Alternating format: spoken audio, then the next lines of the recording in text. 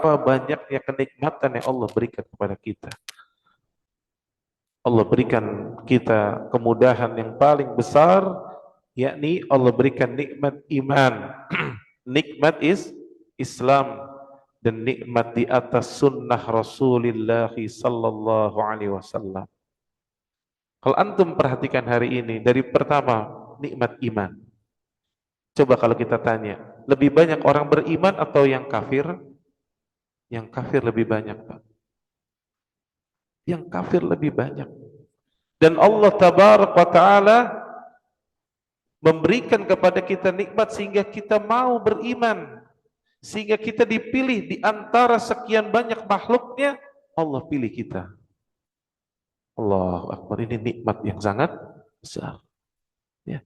Sampai-sampai di dalam surah Al-Hijr, ya. Ibu-ibu bisa lihat surah Al-Hijr itu surat ke-15, ya. Kata Allah Jalla wa Ala, orang-orang kafir nanti di akhirat mengatakan, rubbama yawaddul ladzina kafaru law kanu muslimin. Mereka itu nanti di akhirat mengatakan, coba kami dulu di dunia menjadi orang-orang muslim. Maka nikmat iman, nikmat Islam, ini nikmat yang sangat besar. Ya.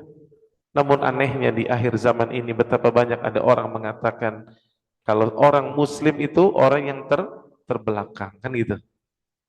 Lihat tuh, mereka mau mengajak kita katanya hidup seperti 1400, 1500 tahun yang lalu. Padahal justru iman dan Islam inilah yang akan memberikan kebahagiaan kepada seorang makhluk di dunia dan di akhirat. Kemudian Allah tabaraka wa taala berikan kita nikmat Islam ini dengan ketundukan kita, dan Allah berikan kita taufiknya sehingga kita bisa sampai di tempat ini, wahai saudaraku. Salat subuh berjamaah, yakni sebuah ibadah yang disaksikan oleh malaikat-malaikat Allah. Sebuah ibadah yang membedakan antara orang-orang mukmin dengan orang munafik, dan berjalannya kita di kegelapan malam menyempurnakan cahaya seorang mukmin pada hari kiamat kelak. Demi Allah, kita akan membutuhkan cahaya, wahai saudaraku. Kita butuh cahaya. Di dunia saja kita butuh cahaya. Ibu-ibu kalau tiba-tiba mati lampu gimana? Bahkan terkadang kalau sudah tua nyesek, ibu ya, terasa tiba-tiba merasa sangat tersiksa dengan matinya lampu di dunia, padahal masih ada ya sesuatu hal di samping kiri kanan kita. Demi Allah, bukankah kita akan berada nanti di alam kubur sendirian? Dan bukankah ketika kita melewati sirat, sementara di bawahnya adalah neraka, dan dipastikan kita harus lewat di sana dalam surah Maryam, itu telah menjadi ketetapan Allah. Allahu Akbar. Dan pada saat itu kita membutuhkan cahaya. Ada yang cahayanya sempurna sampai dia melaluinya dengan sangat mudah, dan ada pula yang cahayanya kelap-kelip. Dalam sebuah riwayat dikatakan cahayanya hanya berada di 2 ibu jari jempol kakinya. Allahu Akbar. Ketika nyala lampu itu di ibu jarinya, maka dia melangkahkan kakinya 1 langkah. Maka tatkala mati kembali, dia diam lagi, dia takut terjatuh. Allahu Akbar. Kita butuh cahaya, wahai saudaraku. Ya. Maka kita diberikan nikmat oleh Allah, duduknya kita di majelis ilmu, ya. Salat berjamaahnya kita di masjid, salat subuh berjamaah, ini merupakan penyempurna cahaya orang-orang beriman pada hari kiamat kelak. Ya. Selawat dan salam tentunya tidak lupa kita haturkan kepada qudwah kita, baginda Rasulullah sallallahu alaihi wasallam, dan juga kepada seluruh para sahabatnya tanpa terkecuali, dan juga kepada seluruh umat yang senantiasa meniti dan membela sunnah beliau sampai hari kiamat kelak. Baik. Pada kesempatan ini, ya, tema kajian kita insyaallah yakni tentang kaidah-kaidah, ya, yakni tibun nabawi, ya, tentang pengobatan. Ya. Maka di dalam Islam kita tahu agama kita telah sempurna. Al-yauma akmaltu lakum dinakum. Kata Allah, aku telah sempurnakan pada hari ini agama bagi kalian. Allahu Akbar. Maka begitu pula tentang yakni pengobatan, maka agama kita pun telah mengajarkannya kepada kita. Bagaimana kaidah-kaidahnya. Dan inilah yang akan kita bahas insyaallah sangat bermanfaat. Ya. Taib. Ana menukil yakni dari nasihat Syekh Dr. Muhammad bin Musa Al-Nasr rahimahullah. Siapa beliau? Beliau ini salah satu murid terbaiknya Syekh Albani rahimallahu taala. Maka beliau ahlul hadis, ya Pak. Dan beberapa kali beliau datang ke Indonesia dahulu, ya, ketika beliau masih hidup, memberikan daurah kepada para asatijah, ya, kepada para ustadz untuk ya belajar, ya, tentang ilmu. Dan beliau juga ahli qiraah, ya, ahli qiraah. Baik. I'lam, ketahuilah, ya, bahwa Allah menciptakan makhluknya agar beribadah serta tunduk kepadanya. Wa ma khalaqtul jinna wal insa illa liya'budun. Maka Allah menciptakan manusia dan makhluk-makhluknya itu terdiri dari ruh dan jasad. Ya. Ada ruh dan jasad. Walaupun hari ini banyak ada orang yang tidak meyakini tentang ruh, tapi demi Allah, ruh itu hakun, betul adanya. Ya. Betul adanya. Ya. Allah menurunkan untuk manusia hukum-hukum syar'i, ya, hukum-hukum syar'i dan beban-beban ibadah diwajibkan untuk beribadah yang bisa memelihara badan dan ruh mereka. Jadi Allah itu Bapak Ibu menurunkan kewajiban, ada yang dilarang, ada yang diperintah, ya. Ibadah nanti ada yang sifatnya hati, ada yang sifatnya lisan, ada yang sifatnya badaniyah. Ternyata semua itu kata Syekh yakni untuk memelihara badan dan ruh. Allahu Akbar. Ya. Maka coba temui nih orang yang betul-betul menjalankan perintah Allah. Badannya sehat ya, Pak? Sehat. Ya, badannya sehat, kuat. Luar biasa kekuatannya. Bapak Ibu kalau baca kitab tarikh contohnya ya, sejarah. Para sahabat dulu itu Bapak Ibu kalau berperang, kalau sedang jihad, ya, itu pernah seorang sahabat memegang bendera. Ya, zaman dulu kalau perang ada yang megang bendera, Pak, sambil pakai kuda, ya. Lalu tangannya tertebas, Pak, sedikit sehingga apa jatuh ngeplek ya, Pak ya. Mau putus. Itu dia pegang dengan badannya seperti ini dan dia ingin maju lagi karena dia ingin maju susah, maka ini tangannya diinjek dengan kakinya yang bagian bawah karena sudah ngeplek. Diputusin sama dia sekalian. Dan dia masih jalan lagi. Allahu Akbar. Kuat sekali. Ya. Kalau orang sekarang gimana, Pak? Ya Allah, baru ketusuk dikit seret. Aduh, UGD. Ya. Kenapa? Karena badan mereka dan ruh mereka kuat. Itu yang menggetarkan orang-orang kufar di zaman itu.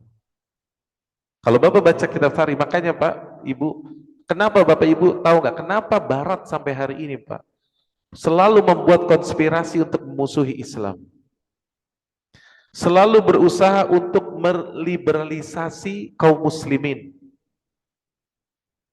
Karena mereka takut kalau kaum muslimin kembali kepada manhaj yang hak, kembali kepada Al-Quran wa sunnah, sehingga pikirannya semuanya diliputi dengan wahyu. Apa yang terjadi, Pak? Mereka akan menjadi sebuah komunitas yang sangat kuat, yang mereka telah menulis dalam sejarah mereka. Romawi dan Persia, dua peradaban yang sangat kokoh di zaman itu, selesai, Pak, sama Islam.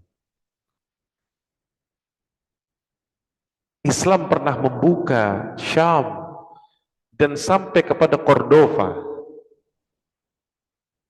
Dan sejarah pernah menorehkan kaum muslimin, bayangkan Bu, pernah berperang melawan orang-orang Peranji pada saat itu. Peranji itu kalau sekarang Perancis, Bu. Orang-orang kulit putih pada saat itu. Ya. Yang jumlahnya kita hanya 3.000 misalkan, Bu. Itu berani melawan mereka yang jumlahnya 100.000. Allahu Akbar. Ya. Kuat sekali fisik mereka, Bapak Ibu. Oleh karena itu, kekuatan kaum muslimin ya itu sangat besar adanya. Maka agama ini, ibadah-ibadah dan seluruh apa yang Allah bebankan atas kita itu dalam rangka memelihara ruh dan jasad.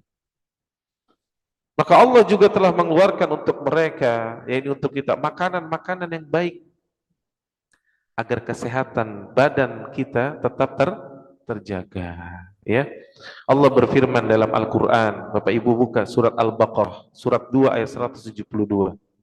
Lihat kata Allah Tabaraka wa Ta'ala, Ya ayyuhalladzina amanu kulu min tayyibat.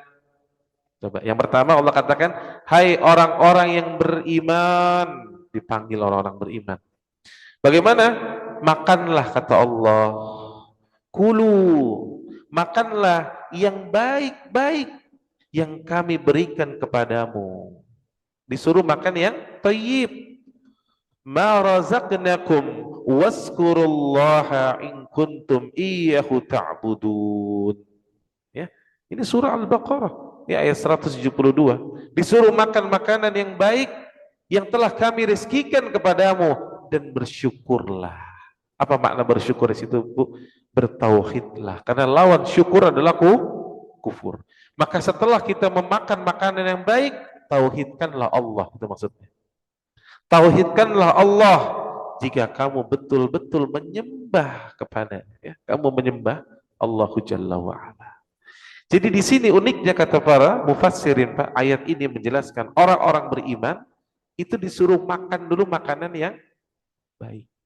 Untuk apa? Merealisasikan, mentauhidkan Allah. Jadi kalau ada orang ingin mentauhidkan Allah, Pak, sementara makanannya haram atau makanannya dari yang tidak baik, maka dia tidak akan pernah bisa menyempurnakan tauhidnya kepada Allah. Lihat, bayangkan, ini kaedahnya. Jadi jangan sembarangan dengan perkara makanan, Bapak Ibu ya. Makanan ini harus dengan makanan yang baik. Ya. Baik. Maka makanan yang baik, ya, kata Syekh, adalah makanan yang bermanfaat. Ya. Walakin, ya, akan tetapi sesuatu yang kotor dan najis itu sifatnya adalah racun yang membunuh. Makanya apa-apa, Pak, yang sifatnya kotor, apa-apa yang sifatnya najis, apa-apa yang sifatnya dosa, itu pasti akan membinasakan, membunuh tubuh kita. Ya. Contoh unik nih, Pak, ya. Ketika masalah, contohnya hubungan suami istri aja, ya Bapak Ibu ya. Ketika seseorang, ya, dia menikah dengan sesuai dengan aturan syar'i, punya istri 4 misalkan, aman nggak sakit. Tapi ada orang berzina, ganti pasangan, 4 pasangan bergonta-ganti tanpa ikatan syar'i, itu jadi penyakit, Bapak Ibu. Kok bisa? Kenapa? Karena melanggar syariat. Allahu Akbar. Ya. Maka ada sistem yang dibuat oleh Allah Jalla wa'ala, ketika seorang beribadah akan terjaga. Dia akan terjaga. Ketika dia keluar dari relnya, tadi wa ma khalaqtul jinna wal insa illa liya'budun, dia keluar dari rel ibadah kepada Allah, pada saat itulah dia akan bermasalah. Nah, ya. Lihat orang-orang yang tidak mau menahan amarahnya. Setiap ada sesuatu dia luapkan. Hipertensi nggak tuh orang? Hipertensi, Pak.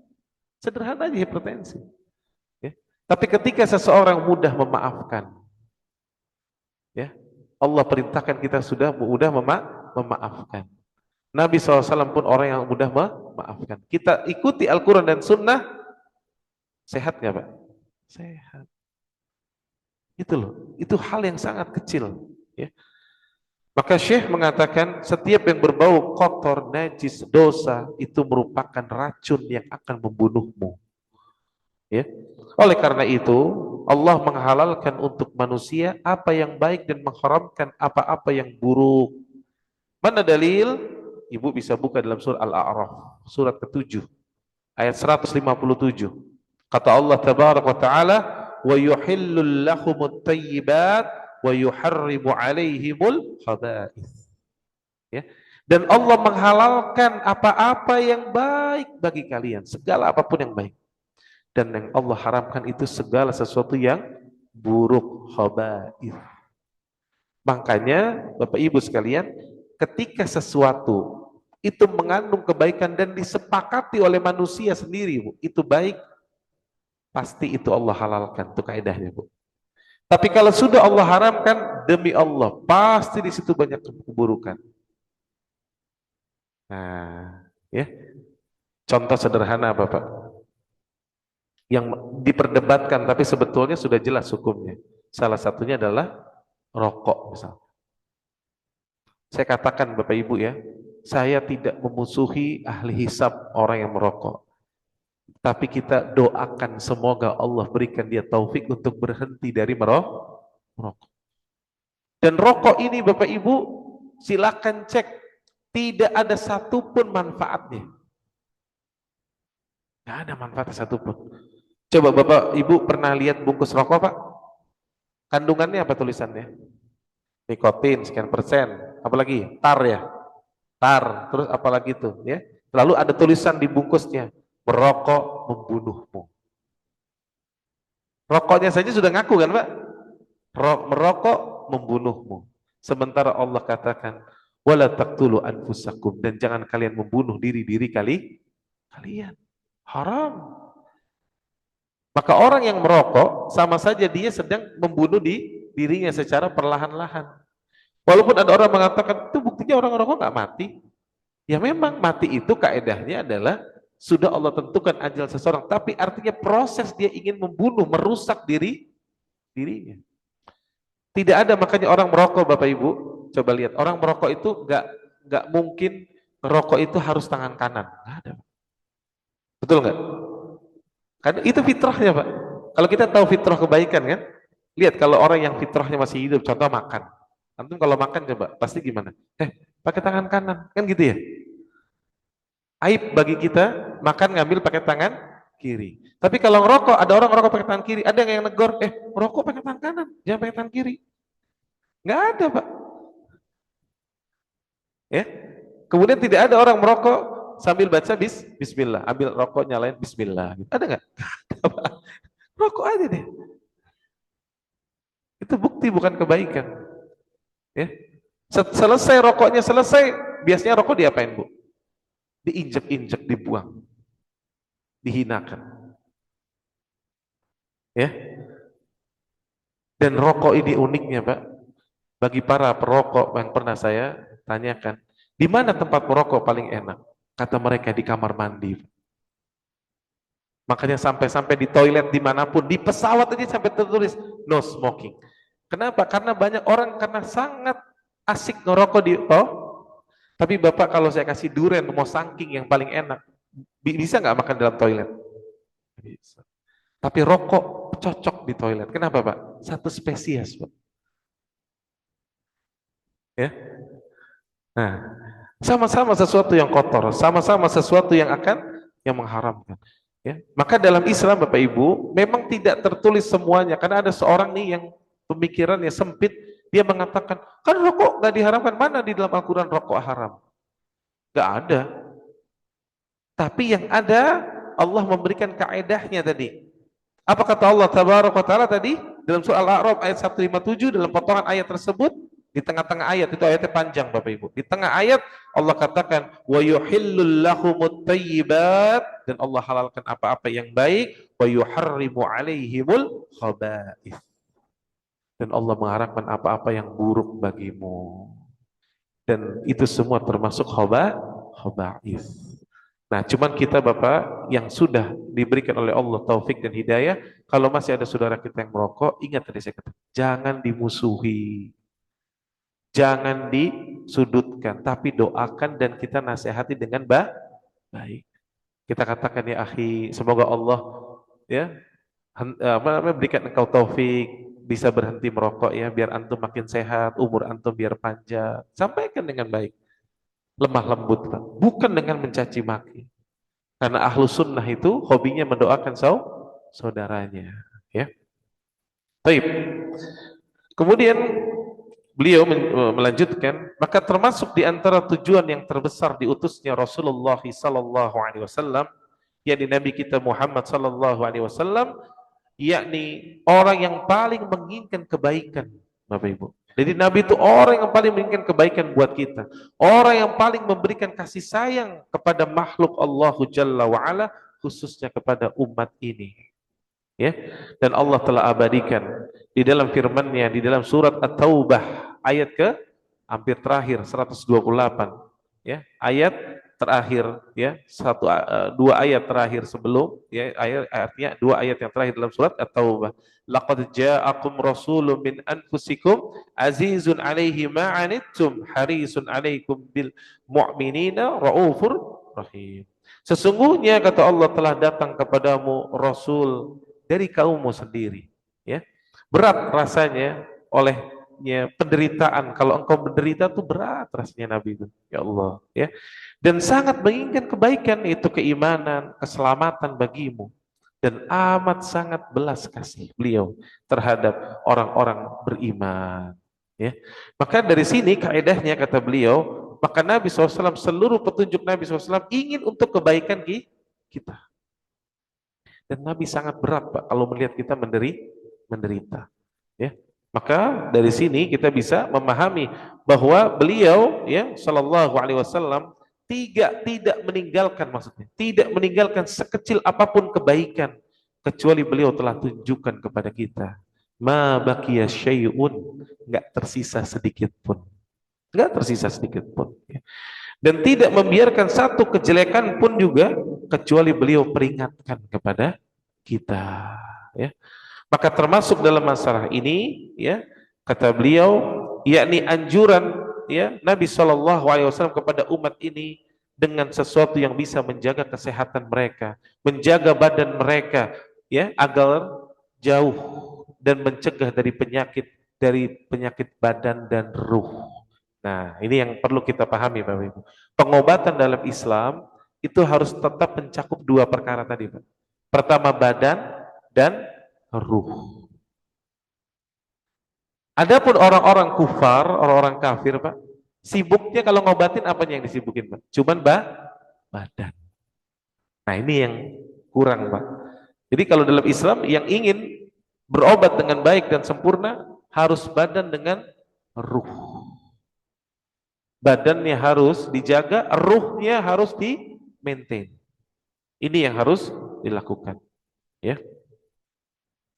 Dan beliau Shallallahu Alaihi Wasallam melarang dari setiap perkara yang membahayakan, setiap perkara yang memberikan mudarat, itu beliau larang, ya. Dan inilah semua yang dinamakan dengan tibun nabawi al-wiqa'i, ya. Apa maknanya? Yakni tindakan apa yang Nabi Shallallahu Alaihi Wasallam lakukan sifatnya adalah preventif. Nah, jadi kalau dalam Islam, Bapak Ibu, ya, menjaga kesehatan itu Nabi Shallallahu Alaihi Wasallam mengajarkan sifatnya, filosofinya adalah preventif, pencegahan. Nah, lihat, berbeda makanya dengan orang kafir, Pak, hidupnya suka, hura, makan aja terserah, makan apa nggak boleh dilarang mereka, makan ini, makan itu, hidupnya suka-suka, tidak beribadah, ya. Saya pekan lalu, Pak, ya, ada acara harus safar keluar ke negeri kufar, orang kafir. Maka saya, karena pesawatnya juga cukup sampai sana sudah malam, maka saya melihat di depan hotel saya pemandangan bagaimana orang-orang ketika kita masuk hotel, orang-orang kafir itu, Masya Allah, hidupnya, ya, begitu seperti binatang, ya, seperti binatang. Sementara orang mukmin habis sholat isya tidur. Bangunnya pagi, langsung sholat tahajud, nikmat. Dijaga oleh Allah. Adapun mereka hidupnya suka-suka. Nah, sementara pengobatan dalam Islam sifatnya tadi tibu nabawi al-wiqa'i, yakni sifatnya preventif. Sifatnya adalah pencegahan. Ini yang harus dipahami. Jadi dalam Islam itu jangan kecebur lubang dulu, Pak. Tapi sudah dikasih rambu-rambu, jangan sampai kecebur lubang. Makanya dalam Al-Quran pun Bapak lihat, Allah tuh nakut-nakutin neraka, ya, dengan neraka kepada manusia. Itu sebenarnya tujuannya bukan Allah kejam, Bu. Karena orang-orang kafir mengatakan, lihat tuh Islam agamanya kejam, dikit-dikit neraka, dikit-dikit neraka. Ya, nabinya juga dikit-dikit neraka, dikit-dikit azab. Tujuannya bukan karena ingin mengazab, tapi memberitahu, hey, jangan sampai lo kena azab, kan gitu. Jangan sampai masuk neraka. Banyak sekali manusia yang mengabaikannya. Kita nggak usah bicara kehidupan akhirat dulu, kehidupan dunia saja. Ya, coba Bapak lihat, betapa banyak rambu-rambu aturan yang dibuat, disepakati bahkan oleh manusia itu sendiri, tapi kenyataannya yang jalanin berapa, Pak? Sedikit kan? Dilanggar aturan tersebut. Akhirnya apa? Terjadilah kerusakan. Nah, ini yang tidak disetujui dalam Islam, ya. Baik. Maka kaidah-kaidah, ya, untuk menjaga kesehatan dalam Al-Qur'an dan Sunnah itu dapat dibagi menjadi 3. Ya, kata beliau. Yang pertama al-awwal, kata beliau, yakni menjaga kesehatan untuk betul-betul tadi tindakan preventif, mencegah dari segala sesuatu yang sifatnya mudarat. Jadi dia berusaha menjaga dirinya, ya, dengan menjaga kondisi kesehatannya. Allah mengisyaratkan dalam firman-Nya, "Faman kana minkum maridan aw ala safarin fa'iddatu min ayyamin ukhra." Lihat, ini dalam surah apa, Bu? Al-Baqarah. Ketika bicara tentang saum. Tapi Allah Tabaraka wa Taala mengatakan, maka jika di antara kamu sakit, ya, atau dia berada dalam perjalanan, lalu ia berbuka, maka wajiblah baginya berpuasa pada hari yang ditinggalkan. Maka berkata Al-Imam Ibnu Qayyim rahimallahu taala, kata beliau, fi hadhil ayah, dalam ayat ini Allah membolehkan seseorang berbuka bagi orang yang sakit karena alasannya ada sakit. Dan bagi orang yang bersafar atau sedang, yakni kesusahan, karena safar itu adalah setengah dari azab, dikatakan oleh Nabi SAW, dan timbulnya badannya menjadi lemah, maka Allah membolehkan seorang yang safar untuk berbuka, untuk memelihara kesehatan, kekuatan mereka yang bisa-bisa menjadi lemah. Lihat, jadi kalau para ulama, Pak, para tabib itu mengambil ayat ini menjadi kaidah, Pak, bahwa pencegahan, berusaha menjaga, maintain kesehatan. Makanya orang yang sedang safar saja, kenapa justru lebih afdol dia berbuka, Pak? Dia nggak puasa misalkan. Walaupun berpuasa boleh bagi siapa yang kuat. Tapi kalau dia menjadikan tubuhnya, dia tahu kemampuan tubuhnya sudah lemah, apalagi sudah tua, maka dia lebih afdol untuk berbuka. Kenapa? Karena Islam mengajarkan preventif. Makanya Bapak Ibu nih contoh ya, saya ajarkan. Kalau kita lagi umroh, Pak, ya, Bapak Ibu apalagi sudah sampai umroh, selesai umroh nih, ya, umroh yang paling bagus, Bu, itu sekali pas berangkat langsung umroh. Ini yang paling bagus, ya. Jadi yang paling bagus itu nggak ke Madinah dulu, Pak, langsung ke Mekah. Kenapa? Karena niat kita sudah mau umroh. Jadi yang lebih afdol kita langsung umroh. Ambil mikot di Yalamlam di atas pesawat, sampai langsung kita umroh. Selesai umroh nih Bapak Ibu, karena Ibu dan Bapak apalagi sedang safar, ada orang yang berlebih-lebihan, langsung di situ terus. Jangan, antum datang sampai hotel, sholat dulu, misalkan masih belum sholat jamaah qashar dulu selesai, ya, lakukan umroh. Selesai umroh, pulang, sholat dulu di rumah, tidur istirahat Bapak Ibu. Tidur dulu istirahat. Misalkan selesai umroh, misalkan jam 2 pagi ya, udah pulang ke hotel. Bapak sholat subuhnya di mana? Di kamar dulu, Pak. Istirahat. Jangan memaksakan diri. Ketika Bapak istirahat dulu, nanti kapan keluar? Misalkan sudah istirahat cukup, maghrib, isya, baru mulai ke Masjidil Haram. Demi Allah, Bapak justru akan untung. Satu, Pak, ketika sedang safar, dan ketika kita sedang lelah, kita sholat di hotel pun, pahalanya tetap mendapatkan seperti sholat di masjid. Itulah kenikmatannya orang yang istiqomah menjalankan sunnah. Yang kedua, dia menjaga preventif, dan itulah yang dilakukan oleh Nabi SAW, dilakukan oleh para sahabat, para ulama, sehingga tubuhnya kan butuh waktu dulu kan. Ketika sudah segar, Bapak bisa lanjutkan ibadah. Tapi lihat orang-orang yang memaksakan di awal, akhirnya drop di tengah, sakit. Dan dalam Islam tidak dianjurkan memaksakan diri. Nah, ini ada orang yang nggak paham, ya. Kalau ibu-ibu juga saya katakan, kalau sholat di Masjidil Haram, Bu, cari softnya, justru cari yang tersembunyi, Bu. Ya. Jangan ngikutin orang-orang Syiah yang suka cari paling depan, menghalangi bahkan laki-laki untuk sholat. Ini keliru. Ya.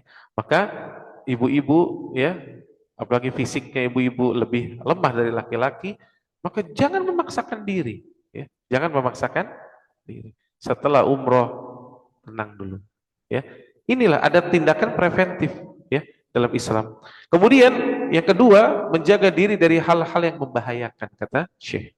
Jadi yang pertama tadi menjaga kesehatannya, yang kedua menjaga diri dari apa yang membahayakannya.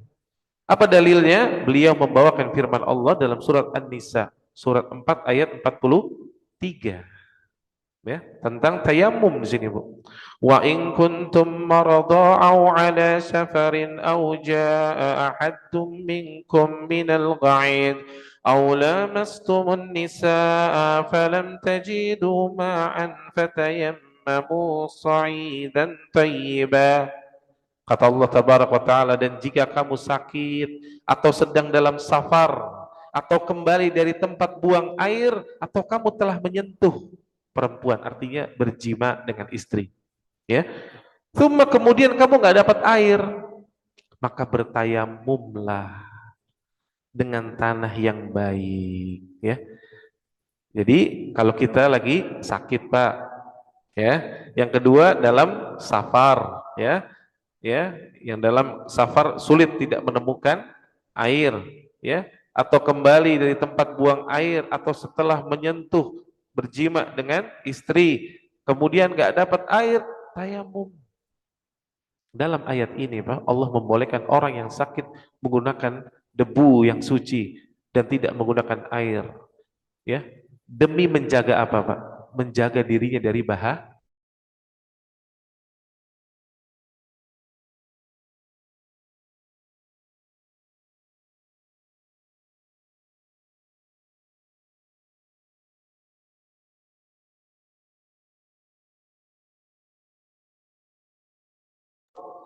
Maka dikatakan oleh dia bertanya, seseorang di antara sahabat tersebut ada yang tidak sadar mengatakan, oh nggak bisa, kamu harus wudhu,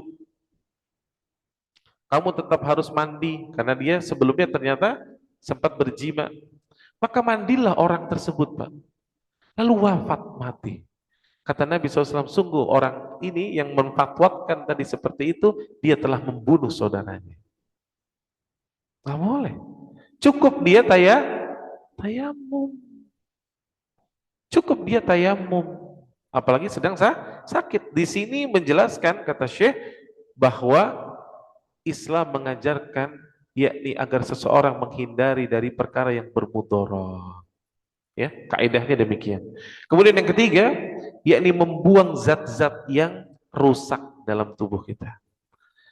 Mana dalilnya? Ya, dalilnya dalam surah Al-Baqarah, surat 2 ayat 196. Ya. فَمَنْ كَانَ مِنْكُمْ مَرِضًا أَوْ بِهِ عَذًى مِنْ رَأْسِهِ فَفِدْيَةٌ مِنْ صِيَامٍ أَوْ صَدَقَةٍ أَوْ نُسُكٍ. Kan gitu. Ya, kata Allah, jika ada di antara kamu yang sakit atau ada gangguan di kepalanya, ada kutu dan seterusnya, maka wajib atasnya membayar fidyah, yaitu berpuasa atau bersedekah atau berkurban.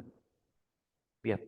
Dalam ayat ini Allah membolehkan orang yang sakit atau ada gangguan di kepalanya, tadi ada kutu yang sangat ya merusak ya, atau ada rasa gatal yang sangat merusak dan lainnya, maka boleh baginya memotong rambutnya walaupun sedang dalam keadaan ihram. Kan lagi ihram boleh nggak nyukur, Pak? Nggak boleh kan? Tapi ketika memang ada mudor, ada racun di situ, maka dibolehkan untuk menyingkirkan zat-zat yang menjadikan penyebab ya penyakit apa yang ada pada seseorang. Ya, maka bertolak dari hadis ini, ya, maka di sini ada wasiat yang besar juga, ya, tentang membuang perkara-perkara yang bermudarat. Dan salah satunya juga kata Syekh, yakni wasiat untuk berbekam.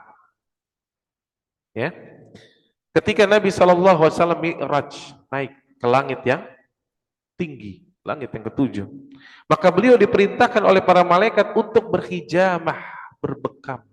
Allahu Akbar. Ya, sebagaimana dalam hadis yang sahih dijelaskan, ya, kata Nabi SAW, ma marattu lailatan usriya bima la illa qalu ya Muhammad mur ummataka bil hijamah. Ya. Tidaklah aku melewati satu malaikat dari malaikat-malaikat, ya. Karena malaikat di langit banyak sekali, Pak. Kecuali mereka semua mengatakan, ya Muhammad, wahai Muhammad, perintahkanlah umatmu untuk berbekam. Wah ini Pak. Jadi berbekam ini diwasiatkan oleh para malaikat kepada Rasulullah Sallallahu Alaihi Wasallam.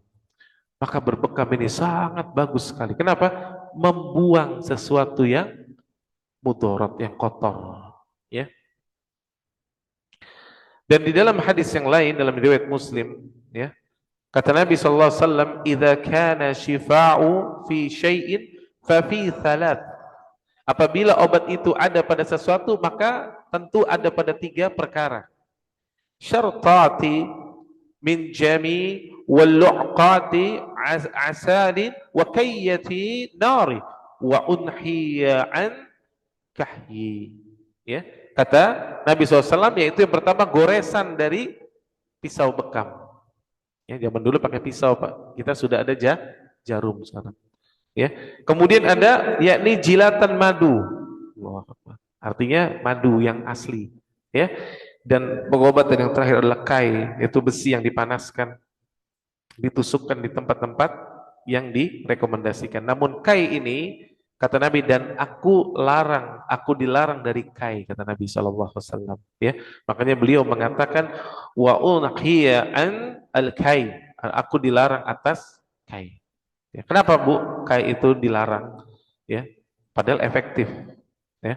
Tapi kai itu karena besi dipanaskan lalu ditusukkan kepada seseorang yang sudah sangat sakit, karena di situ ada sedikit mengandung keputusasaan, Pak. Sebagian orang yang sudah sakitnya berlebihan sehingga akhirnya udah kayak aja deh, ya, sehingga besi yang panas ditempelkan atau dimasukkan ke dalam tempat yang sakit, ya. Maka dilarang. Sementara orang beriman disuruh bertawakal kepada Allah Jalla wa'ala, ya. Jadi menahan zat yang rusak di dalam badan menjadi sebab utama timbulnya penyakit, Pak.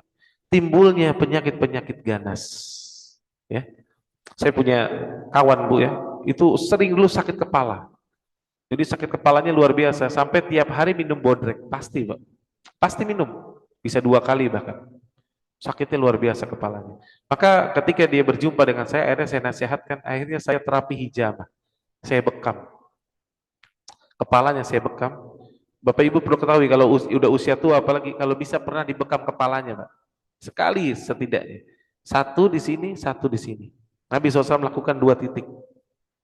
Hatta Bu, kalau ibu disihir oleh seseorang, ya, kalau ada orang menyihir kita, Pak, itu kalau dibekam di kepalanya, niscaya sihirnya keluar. Ajib, ya. Maka dibekam, ya, di sini. Maka saya terapi waktu itu berapa kali? 3 kali, Pak.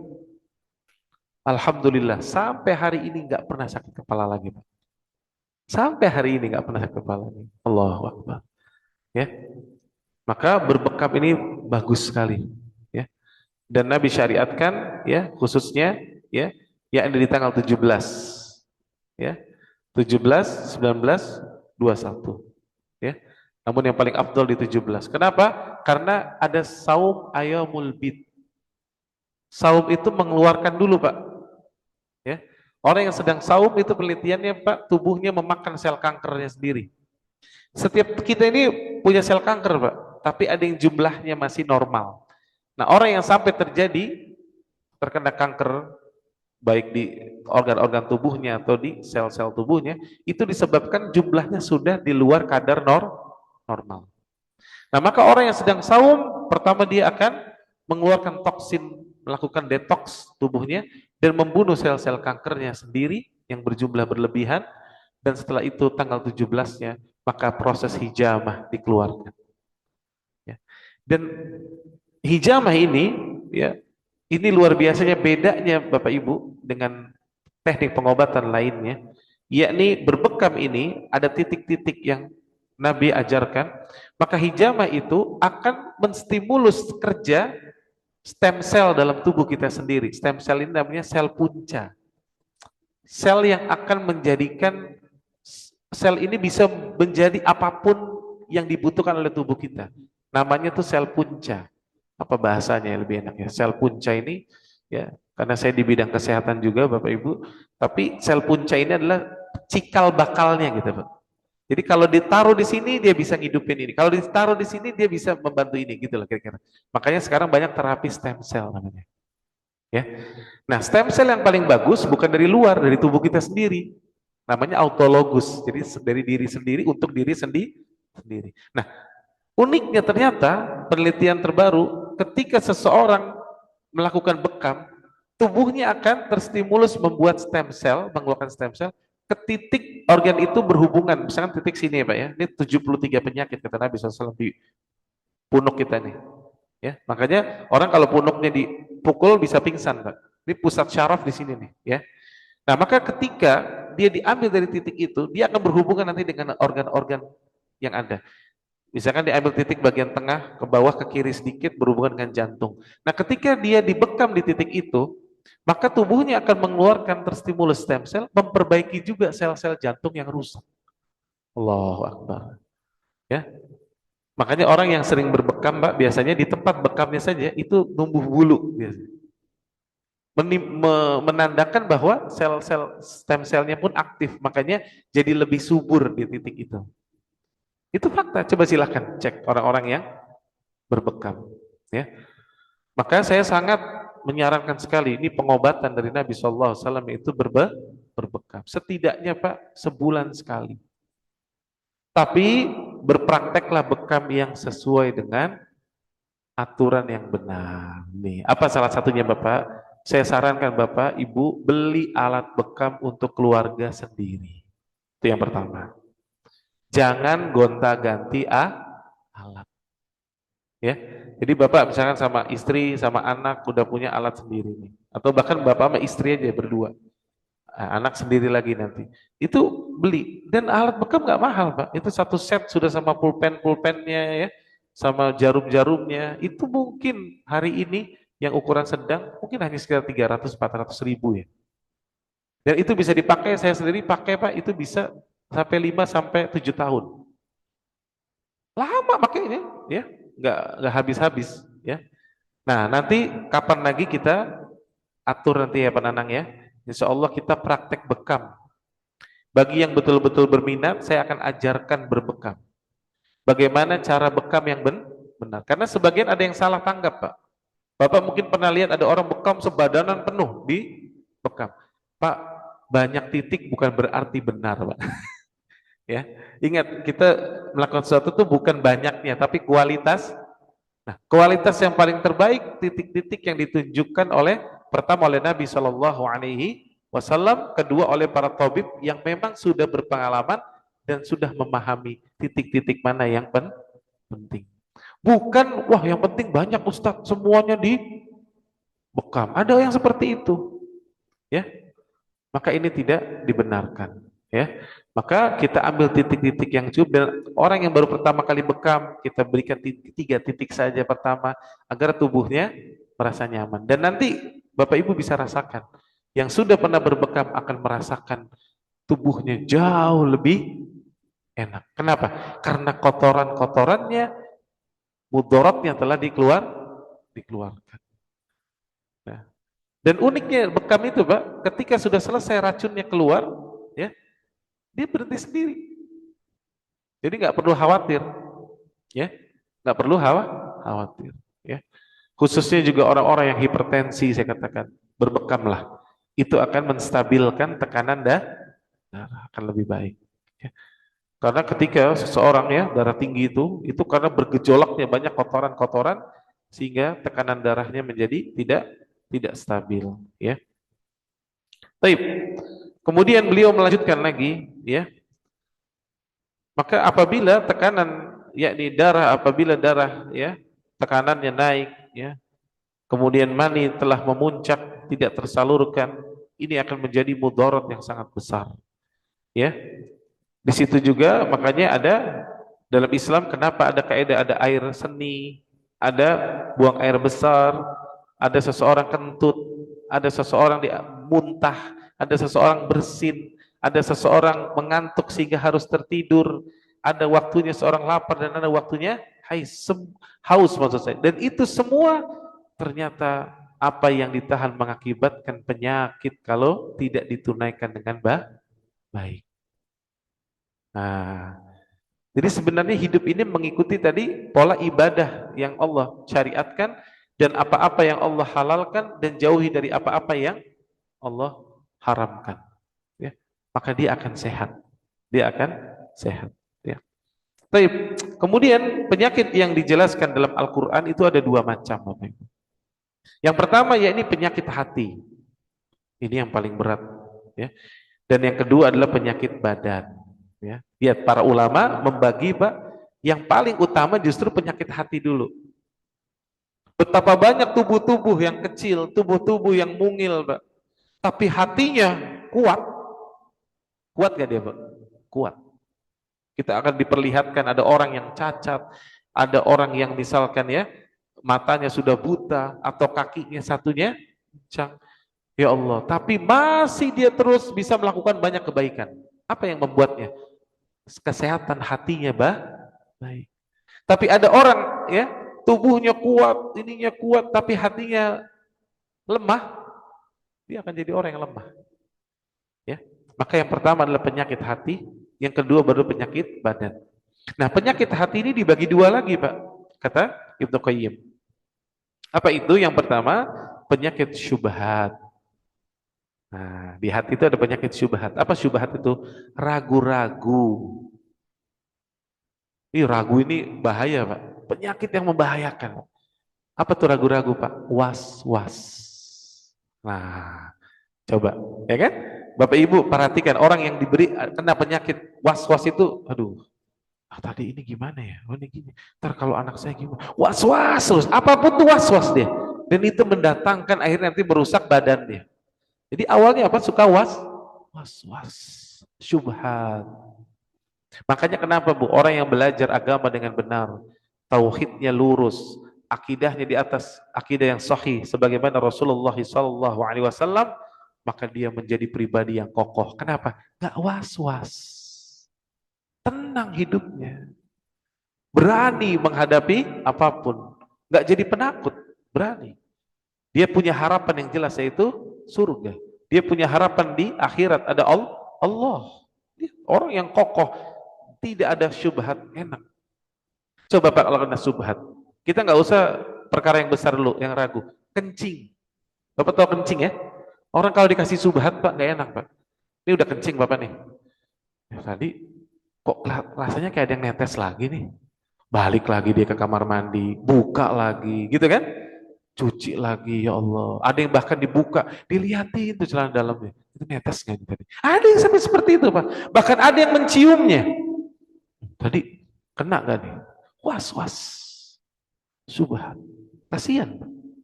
Tapi lihat seorang mukmin yang berilmu dan sudah tahu, dia kencing, dia pipis, dia tinggal istinja, bersihkan, selesai. Kewajibannya sampai situ. Dia sholat. Bahkan ketika sholat pun ada syubhat datang syaitan yang namanya khinzib, yang narik-narik bagian kemaluan kita atau di lubang kemaluan kita sehingga kita merasa kayak keluar kentut atau kayak netes. Kata Nabi apa? Lanjutkan sholatnya sampai engkau mendapatkan ilmu. Apa ilmunya? Bau yang jelas atau suara yang jelas. Itu ilmunya, Pak. Artinya, Pak, dalam agama kita itu tidak berlaku was-was itu. Paham ya, Pak? Enak ya jadi orang bilang, enak. Wah, ini perkataan ini dibenci oleh syaitan. Setan benci ini dengan perkataan. Karena setan itu yang suka mendatangkan was-was. Bapak, ibu-ibu nih, musim hujan nanti ke masjid. Tadi kaki kena itu jangan-jangan ada najis. Kan itu air dari comberan. Kan gitu, kadang-kadang kan? Wah, jangan-jangan kena najis nih. Wudhu lagi nggak apa dan seterusnya. Nggak perlu. Dalam Islam, Bu, disyariatkan dihukumi sesuatu kalau ada jelas. Nggak ada nggak dihukumi. Kapan seseorang dikatakan terkena najis, terkena sesuatu, ada dua perkara kan? Ada warnanya berubah, ada baunya. Bukan tadi kena nggak ya? Nggak gitu. Bahkan seorang wanita, kata Nabi SAW, ketika di zaman dulu para sahabat bajunya kan panjang, Bu, sampai menutupi nyengser gitu loh. Kata Nabi SAW, yakni tanah berikutnya mensucikan apa yang mengenainya sebelumnya. Itu Pak, ya, sehingga tidak ada was-was. Kalau kita coba kencing sedikit, waduh, ini jangan-jangan keluar lagi nih, balik lagi kamar mandi dia, cebok lagi, keluar lagi, tadi, kayaknya netes lagi nih, keluar lagi dia, masuk lagi, kasihan. Padahal cukup dia istinja udah, ya. La yukallifullahu nafsan illa wus'aha, ya. Ini penyakit syubhat, ragu ini berat. Kemudian penyakit syahwat. Apa penyakit syahwat ini, Pak? Yaitu dosa. Dosa. Ya, setiap yang bersifat syahwat berlebihan tanpa petunjuk dari Allah, inilah dosa yang mendatangkan penyakit, ya, di hati. Ya, ini dosa. Ya, dari mulai dosa-dosa, banyak dosa penyakit hati, ya, hasad yang kita sudah bahas, ya Pak ya. Orang yang hasad itu penyakitnya luar biasa. Kemudian penyakit syubhat dan ragu-ragu telah dijelaskan dalam firman Allah, kata Syekh, apa itu? Surah Al-Baqarah ayat 10. Fi qulubihim maradu fazadahumullahu marada. Di dalam hati mereka terdapat penyakit. Penyakit apa di sini Allah katakan? Penyakit dalam hati. Maka Allah menambah penyakit tersebut. Ini ayat tentang bicara orang-orang munafik. Mereka punya penyakit di hatinya. Ya. Kemudian, ya, juga di dalam ayat Allah yang lain, ya, dalam surat Al-Mudaththir, ya, surat ke-74 ayat 31, ini juga tentang penyakit hati. وَلِيَقُولَ الَّذِينَ فِي قُلُوبِهِم مَرَضٌ وَالْكَافِرُونَ مَاذَا أَرَادَ اللَّهُ بِهَذَا مَثَلًا. Ya, kata Allah, dan supaya orang-orang yang dalam hatinya itu, ya, ada penyakit, ya, dan orang-orang kafir mengatakan, apakah yang dikehendaki Allah telah menjadikan bilangan ini sebagai perumpamaan? Ya, kenapa? Setiap ada perumpamaan apapun yang Allah katakan tentang bilangan dan seterusnya, orang yang punya penyakit di hatinya, dia akan senantiasa tidak beriman kepada Allah, ya. Dan banyak sekali lagi, ya, karena dalam hati mereka ada penyakit. Allah juga jelaskan dalam surat An-Nur, surat 24 ayat 50, kata Allah, mereka ragu-ragu. Afi qulubihim maradu amirtabu. Lihat, kata Allah, apakah ketidakdatangan mereka itu karena dalam hati mereka ada penyakit, atau mereka itu hobinya memang ragu-ragu, ya. Jadi penyakit syahwat, Pak, ya, dosa ini pun luar biasa, ya. Jadi yang pertama tadi syubhat, datang keraguan. Adapun yang sifatnya penyakit yang lebih ganas, lebih berbahaya, yakni syahwat dan dosa, ya. Syahwat dan dosa ini sangat berbahaya, menjadikan seseorang akan, ya, jatuh dalam keburukan yang sangat besar, ya. Seperti apa penyakit syahwat, Bu? Seperti zina, ya. Syahwat terhadap dunia, akhirnya seseorang, ya, jatuh kepada zina, jatuh kepada mencuri dan seterusnya, ya. Dan orang yang melakukan sesuatu yang buruk ini semua ujung-ujungnya akan mengenai penyakit badan. Jadi kaedahnya yang ingin Anda sampaikan, ya, para ulama menjelaskan begini, Pak, intinya, Pak. Penyakit badan itu selalu diawali dengan penyakit dari ruhnya dulu, hatinya dulu. Nah, ini yang harus diingat. Jadi bapak-bapak, ibu-ibu yang ingin berobat, yang ingin sehat hidupnya, berarti yang diperbaiki apanya dulu, Bu? Hatinya dulu. Hatinya itu perlu diperbaiki dulu. Karena ketika hatinya sakit, Pak, terkena tadi apa? Syubhat dan syahwat, maka penyakit badannya pasti mengikuti. Itu kaidahnya seperti itu. Tapi tatkala seseorang hatinya dia berusaha memperbaikinya, maka dia akan bisa mencegah terjadi penyakit apa yang ada di badannya. Ya. Walaupun nanti ingat, jangan sampai salah paham. Artinya di sini selama kita hidup memang untuk berkelangsungan ya dalam aktivitas kita. Tapi nanti ketika memang ajal telah datang menjemput kita, penyakit itu pasti memang datang karena itu merupakan jalan menuju kematian. Jadi jangan sampai mengatakan, tapi Nabi sakit juga terakhir. Nah, Nabi sakit di ujung hidupnya, itu memang jalan ketika Nabi diracun oleh seorang Yahudi, ya kan? Sampai Nabi akhirnya wafat. Tapi di sini maknanya, Nabi SAW secara umum hidupnya sehat. Tapi sakitnya beliau di penghujung hidupnya, itu memang karena jalan menuju kematian. Ya. Jangan sampai ada yang mengatakan, ujung-ujungnya kan mati juga, ya udah nggak usah jaga kesehatan. Ini salah, Pak. Ya, Pak ya. Jadi harus bisa dipahami ya. Jangan menganggap kalau kita sudah sholat tahajud rajin, ibadahnya benar ya, kemudian hatinya sudah dijaga, kok saya masih sakit? Kok akhirnya saya meninggal? Atau ada saudara saya rajin tapi akhirnya meninggal? Kita katakan meninggalnya seseorang itu memang sudah ajalnya, Pak. Ya. Jadi penyakit itu terkadang datang itu sebagai sign, sebagai tanda aja. Ya. Kalau kita bilang apa? Sekedar ceritanya, Pak. Tapi intinya apa? Time is up. Waktu Anda telah habis. Mau ceritanya lagi naik sepeda kek, mau ceritanya lagi nge-gym kek, ya. Tapi kalau waktu sudah habis, maka datanglah nanti dokter akan mengatakan, oh ini ada jantung, oh ini pecah pembuluh darah. Itu ceritanya. Intinya waktu telah habis. Game is over. Ya, betul. Nah, tapi yang perlu kita pahami dalam kehidupan sehari-hari, Pak, Islam menyuruh kita memelihara, menjaga tubuh kita. Kenapa, Pak? Karena nanti kaidah berikutnya. Tubuh ini pinjaman, Pak. Nikmat dari Allah. Dan orang yang bersyukur kepada Allah nikmatnya, maka menjaga apa yang Allah wasiatkan, apa yang Allah pinjamkan untuk dirinya. Nggak boleh kita rusak. Ya. Makanya kalau ada orang sengaja begadang gitu, merusak. Dosa nggak dia? Dosa. Jadi orang yang begadang itu jangan dianggap gak dosa, dosa, Pak. Kalau dia begadang dengan tujuan sengaja ya untuk melawan ya kehidupan yang sesungguhnya. Harusnya tidur maksudnya, harus dia begadang. Tapi beda nanti begadang di 10 malam terakhir.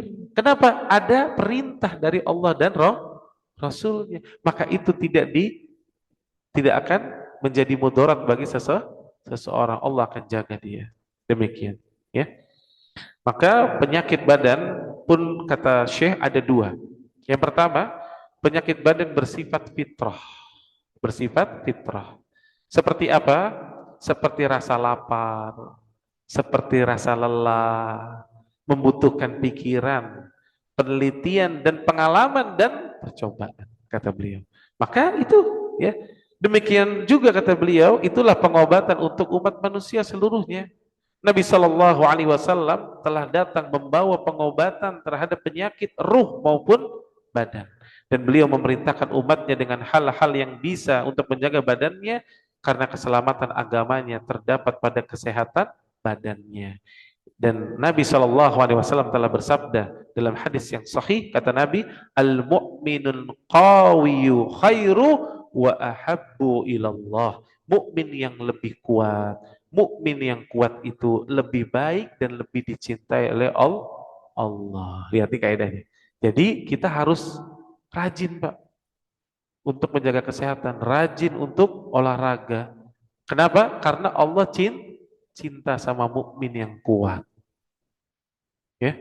Jadi jangan sampai mengatakan, oh saya sih begini-begini aja Ustaz, yang penting saya sholat, yang penting saya ini. Enggak. Jaga kesehatan kita, jaga kesehatan kita. Karena kalau kita sehat, manfaat yang akan kita berikan kepada umat lebih banyak Bapak Ibu sekalian. Ya. Kemudian di dalam sabdanya juga Nabi SAW mengatakan, tadawwa ibadallah fa Allah azza wa jalla lam yunazzil da'an ila anzala ma'ahu shifa'an illal haram. Kata Nabi ini kaidah luar biasa, Bu. Berobatlah wahai hamba Allah. Nah, berarti kaidah yang pertama yang terkandung dalam kaidah ini Pak, yang pertama disuruh berobat kalau sakit. Ya. Jadi jangan ada yang mengatakan, oh saya nggak mau berobat Ustaz. Ya. Tapi berobatlah, kata Nabi.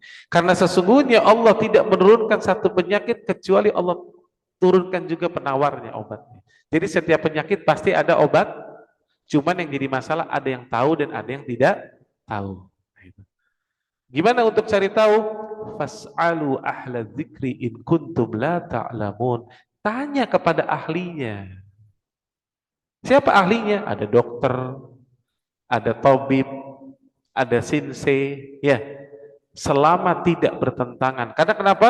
Kaidah dalam hadis ini juga telah dikatakan bahwa Allah mewajibkan kita untuk menjaga kesehatan dan Allah tabaraka wa taala memberitahu kepada kita bahwa tidak ada obat kecuali dari hal-hal yang halal dan obat itu tidak ada dari perkara yang haram. Ya. Jadi jangan cari obat yang haram.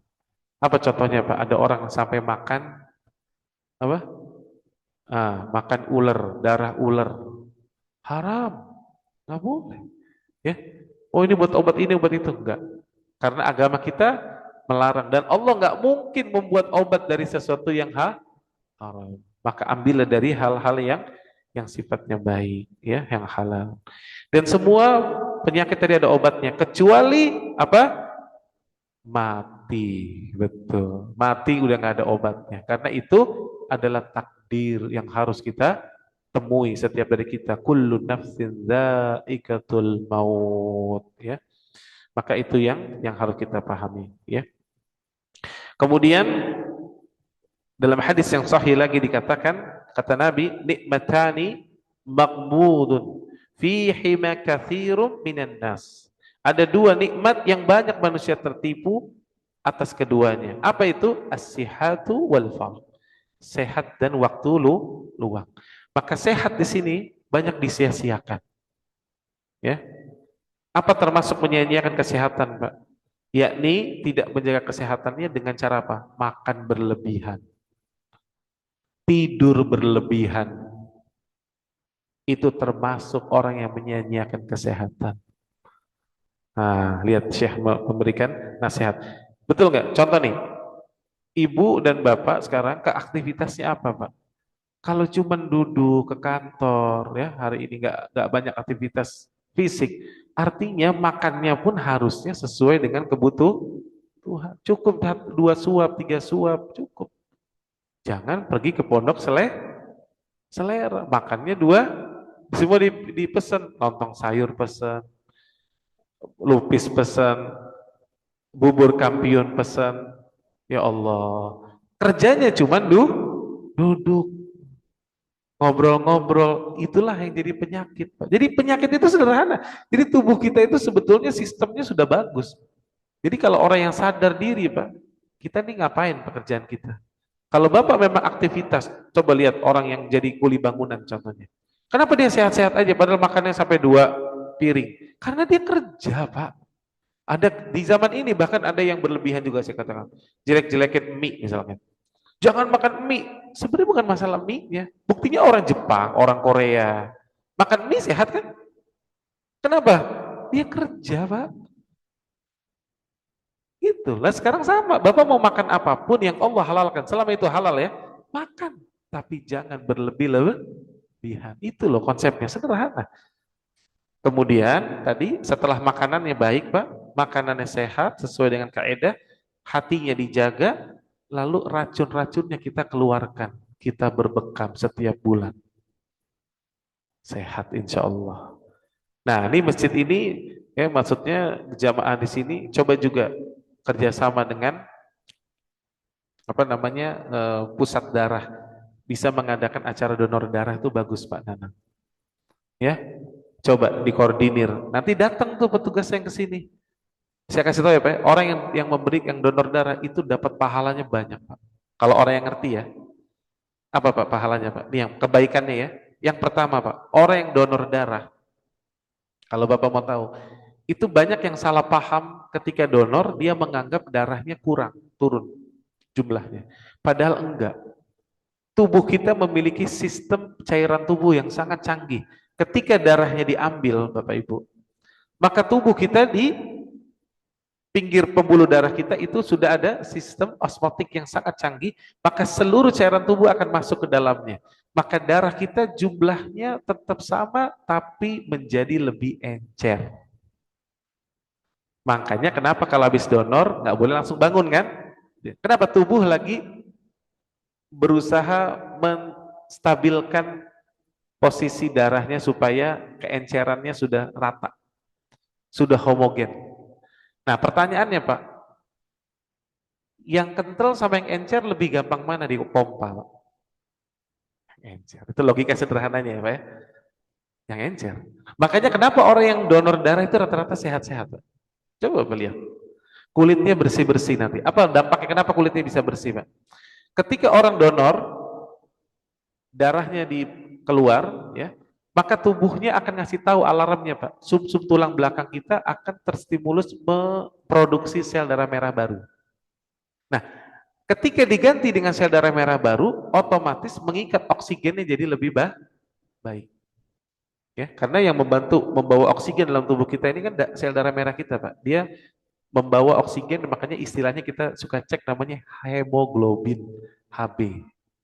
HB itu adalah untuk melihat ya berapa kekuatan kadar oksigen yang bisa diikat oleh sel darah merah kita sampai ke sel-sel tubuh kita. Makanya kita bisa melihat, bisa jalan dan seterusnya. Karena ini berarti oksigennya berjalan dengan baik.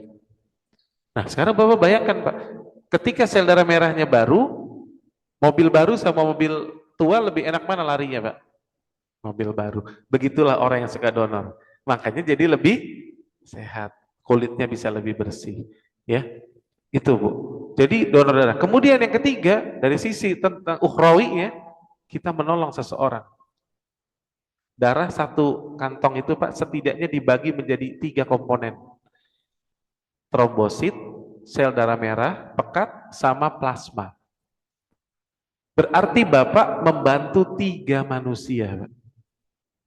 Sementara Nabi SAW mengatakan, aku lebih suka menghilangkan satu kesulitan seorang mukmin, satu Pak, satu orang, daripada iktikafku selama 1 bulan penuh di masjidku. Allahu Akbar. Jadi pahalanya lebih afdol daripada iktikafnya siapa?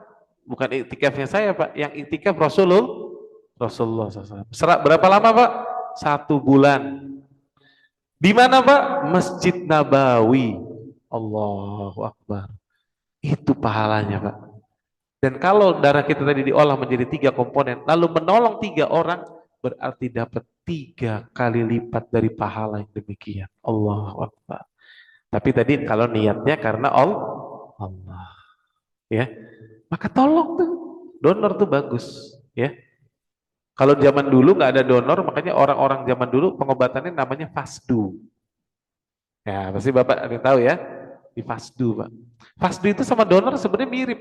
Walaupun nanti ada titik perbedaannya ada, tapi at least itu sama. Kenapa samanya, Pak? Yang diambil darah vena. Bukan arteri, darah vena. Darah vena itu darah yang mengandung kotoran, Pak, karbon dioksida. Ya. Jadi darah yang ya bukan dari arteri, tapi dari darah vena. Nah, kalau donor tadi bisa dipakai lagi darahnya untuk orang. Kedua, darahnya itu dikeluarkan dengan jumlah yang sudah dihitung sehingga jauh lebih aman. Kalau fasdu harus betul-betul sama profesional, Pak. Kalau enggak bahaya. Banyak yang pingsan. Karena kebanyakan. Ya. Karena kan dia cuma dikeluarkan ditaruh di ada wadah ya, plastik kadang-kadang bahkan ini sangat berbahaya menurut saya kalau tidak profesional. Kalau kita donor semua steril, Pak. Dan jumlahnya kantong darahnya sudah diukur, nggak mungkin kelebihan. Selesai, udah. Ya. Jadi saran saya dan di sini juga ada kaidah besar, Pak Bu. Ternyata mengeluarkan sesuatu dari diri kita itu membuat kita jadi sehat. Sama Bu, mengeluarkan harta, mengeluarkan apa yang ada dalam diri kita. Kalau kita berbagi kepada orang lain, itu menjadi kebaikan. Tuh, yang mau sehat tuh gitu tuh kaidahnya, Pak. Tapi suka menahan sesuatu, suka menumpuk-numpuk untuk diri sendiri, nggak akan sehat, Pak. Ya, nggak akan sehat. Makanya kalau mau sehat itu suka berbagi, ya, suka berbagi, ya. Baik, tentunya Pak, ini masih banyak ya apa yang disampaikan oleh oleh Syekh. Namun tentunya mungkin pada perjumpaan ini kita belum bisa menyelesaikan semuanya ya. Insya Allah pada berikutnya pertemuan selanjutnya kita akan tambah lagi, kita bahas lagi tentang kaedah-kaedah kesehatan ya dalam Islam. Saya ingin memahami dulu kaedah awalnya Pak ya, supaya Bapak Ibu memahami kaedah dalam Islam itu menjaga kesehatan itu seperti apa konsepnya. Bagaimana ruh itu nanti, bagaimana badan kita. Kalau kita memahami konsep dasarnya dulu Bapak Ibu, pondasinya sudah paham, baru nanti kita melakukan apa sih dalam Islam ini tadi kayak berbekam yang baik bagaimana. Ya, kalau ingin melakukan ya apa namanya minum madu yang baik bagaimana. Ya, bagaimana mengkonsumsi habata sauda yang benar, bagaimana food combining makanan yang benar, kan itu. Itu semua nanti kita bahas pelan-pelan, tapi kita harus paham dulu kaedah-kaedah usulnya, dasarnya ini. Karena kalau nggak paham ini, walaupun ada orang contohnya tadi rajin bekam, rajin ini, tapi hasadnya jalan terus, misalkan, ya, terus nggak bertawakal sama Allah, ya nggak bisa dia akan dapat kebaikan, ya. Nah, jadi kita harus paham dulu kaidah dasarnya, kemudian setelah itu apa nih yang Nabi anjurkan kepada kita, termasuk banyak hal ya. Karena tadi semua memperbaiki badan kita, Pak, ternyata semuanya harus kembali kepada iman terlebih dahulu. Kembali kepada iman. Karena nggak ada manfaatnya, ya. Antum sehat tapi imannya nggak sehat, ini pun tidak akan baik ya ke depan. Baik, mungkin ini yang bisa Anda sampaikan. Kalau ada pertanyaan, ya, Fadol, silakan Pak. Iya, ini dulu ya Bu ya. Bapak ini habis ini Ibu insya Allah. Bismillahirrahmanirrahim. Assalamualaikum warahmatullahi wabarakatuh. Waalaikumsalam warahmatullahi Ini Ustadz mengenai masalah kesehatan. Kiat-kiat apa Ustadz? Misalnya kita mau haji itu biar kita secara fisik sehat Ustadz. Karena saya dengar dari pihak kesehatan yang mengurus haji itu jalan pun 48 kilo, Ustadz. 48 kilometer kurang itu Ustadz. Itu dan juga itu secara fisik dan juga misalnya ada seorang memang suka minum Ustadz, air putih ya. Iya. Kan biar sehat. Itu kan di sana kan kalau mau cari misalnya dari Masjid Haram mau ke Mina itu jalan kaki itu tiba buang air kecil tuh gimana Ustaz? Makasih Ustaz. Ya, baik. Ya, bagus. Yang pertama ya, bagaimana kiat-kiat kita menjaga kesehatan sebelum kita beribadah haji ya. Sebetulnya balik tadi, pertama luruskan niat kita, Pak. Ini paling penting. Innamal a'malu bin niat. Maka selama niat Bapak lurus karena Allah, niat Bapak ingin menyempurnakan rukun Islam, niat Bapak ingin betul-betul menegakkan tauhid di sana, karena nanti yang paling utama dalam ibadah haji ketika wukuf di Arafah, dan ucapan terbaik adalah la ilaha illallah wahdahu la syarikalah lahul mulku wa lahul hamdu wa huwa ala kulli syai'in qadir. Maka pahami seluruh inti dari haji ini adalah mentauhidkan Allah. Maka kalau hati Bapak sudah kuat nih Pak, pertama bahwa dalam rangka mentauhidkan Allah dan niatnya karena Allah, maka yang pertama Bapak pasti akan dijaga sama Allah. Ya, karena kaedahnya siapa yang menjaga Allah, kata Nabi kepada Abdullah bin Abbas apa? Jagalah Allah, maka Allah akan menjagamu. Ini kaidah nih Bu. Maka orang yang mau dia kuat, ya, makanya jangan heran ada orang-orang yang sudah tua, yang sudah kuat tapi bisa haji, bisa beribadah. Gak usah gitu Pak. Di bulan Ramadan, ya, di salah satu ya saya diberikan khabar pada situ di masjid, ya di masjid kaum muslimin biasa, tapi di situ memang sholatnya cukup panjang, ya. Kalau di Jakarta nih kalau mau ngerasain sholat taraweh cukup panjang, saya rekomendasikan salah satunya contoh sholat di Masjid Al-Fatah. Nah, yang pernah di situ ngerasain satu juz kan? Nah, satu malam satu juz. Insya Allah itu lumayan enak. Tapi kalau mau tahu ini sholatnya di salah satu masjid di Mesir pada saat itu di 10 malam terakhir Bu, itu sholatnya 10 juz. Dan yang uniknya Pak, ada orang yang sudah tua, bukan dari kalangan ahli ilmu, hanya orang ahli ibadah saja. Dia mampu menyelesaikan 10 hari terakhir dengan sholat setiap malam 10 juz. Sementara ada anak-anak muda yang baru 2 juz pulang. Baru 1 juz pulang, gak kuat. Pertanyaan saya, apa yang membuat orang tua ini kuat? Apa yang ada di hatinya, Pak. Itu jawabannya, Pak. Makanya sama tadi, menjaga kesehatan itu perbaiki dulu amalan hati. Makanya tadi kaedahnya ini penting sekali Ibnu Qayyim menyampaikan, Pak. Banyak orang tuh melewati hal itu, hanya sibuk dengan suplemen, sibuk dengan obat ini, obat itu supaya nanti kuat, tapi hatinya dia lupa. Jadi apa yang perlu kita siapkan pertama? Niatnya lurus, hatinya betul-betul bertawakal kepada Allah. Kata Allah dalam surah itu At-Talaq, siapa yang bertawakal kepada Allah, fahuwa hasbuk. Allah akan cukupi dia. Allah akan cukupi demi Allah. Ya, jadi itu Pak. Terus yang kedua tadi Bapak hilangkan tadi dengan penyakit hati ini Pak, was-was ini Pak, rasa kekhawatiran. Hati di sana gimana? Termasuk tadi Bapak tanyain masalah kencing kan? Ntar gimana nih kalau lagi jalan sekian belum kencing lagi gimana? Pak, Allahu Jalla wa'ala ketika telah mencintai hambanya, apalagi tamu-tamunya yang jelas-jelas ingin merealisasikan rukun Islam, demi Allah, Allah punya cara yang luar biasa Pak, yang akan menyelesaikan masalah Bapak di lapangan nanti. Ya, jadi dalam perjalanan itu Pak, pemerintah Saudi juga saat ini sudah melakukan perbaikan yang sangat luar biasa. Jadi itu nanti dalam beberapa setiap jarak itu ada tempat-tempat yang sudah disiapkan untuk buang air dan seterusnya. Jadi nggak usah khawatir, ya. Jadi nggak usah khawatir. Ya, jadi insya Allah ibadah hajinya akan bisa tetap baik. Ya. Tadi bertawakallah kepada Allah, ya. Dan usahakan Pak, saya sarankan dari sekarang Bapak cari nih yang bisa menemani Bapak atau beribadah sesuai dengan sunnah Nabi Sallallahu Alaihi Wasallam. Karena gini maksud saya Pak, Anda bahkan sekarang tuh yang memberikan jasa, jadi kita tetap memang pada eh, grup kita udah ada ya, tapi nanti pada saat hari ingin melakukan hajinya itu, kalau kita sudah memiliki ada channel bisa ngumpul bareng sama yang ini, yang itu ya, yang kita lihat memang bisa, maka kita bisa berkoordinasi pada dari awal. Memang ada biaya kadang-kadang, tapi kita nanti bisa dikoordinir oleh tim yang memang sudah baik. Karena gini, Bapak Ibu, saya sedih kadang lihat orang-orang Indonesia ya. Karena di sana ketika hajian, sebagian yang mengurus itu tidak profesional kadang-kadang. Memudah-mudahkan. Ingat agama kita memang mudah, tapi bukan dimudah-mudahin, Pak. Ya.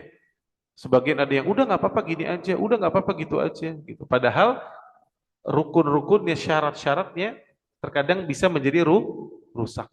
Nah ini harus dibimbing dengan baik. Maka Bapak belajar memahami bagaimana rukun dan syarat syahnya haji yang baik, ya. Cari teman-teman yang baik yang mengaplikasikan sesuai sunnah Nabi Sallallahu Alaihi Wasallam. Gitu ya Pak ya. Mudah-mudahan Insya Allah Bapak bertawakal kepada Allah, jaga kesehatan Bapak dengan baik, dengan tadi pola hidup Bapak juga baik, ya Pak ya. Insya Allah Allah akan cukupi. Dan jangan was-was Pak, tenang aja. Di sana pertolongan Allah sangat luar biasa. Ya, yang sudah pernah haji banyak sekali di luar schedule atau di luar yang direncanakan semua dimudah. Bahkan saya ketika saya hajian Pak, demi Allah nih Pak, ya. Ini saya bukan mentazkiyah diri saya, tapi saya Allah menolong ya, saya merasakan diri saya selama bepergian Pak haji dan umroh. Itu yang namanya saya berdoa bahkan ketika kita mau berdoa di multazam Pak, ya. Bagaimana Bapak caranya Pak? Bapak minta dulu, ketika lagi muter Bapak minta, ya Allah, aku ingin berdoa di multazam ya Allah. Dan aku memohon kepadamu yang memiliki hati-hati manusia, lembutkanlah hati manusia di sekitarku. Maka saya berdoa di multazam Pak, demi Allah, nggak ada yang dorong saya, nyentuh saya, nggak ada Pak. Masya Allah. Padahal itu posisi ramainya luar biasa, seperti ada yang menjaganya. Kenapa? Karena minta kepada zat yang memiliki hati-hati manusia. Minta kepada Allah. Ya. Bilang kita mau ke toilet tadi kata Bapak. Bener, ke toilet itu sesuatu hal yang mengkhawatirkan bagi orang kan. Oh gimana? Manusia banyak, 5 juta lebih.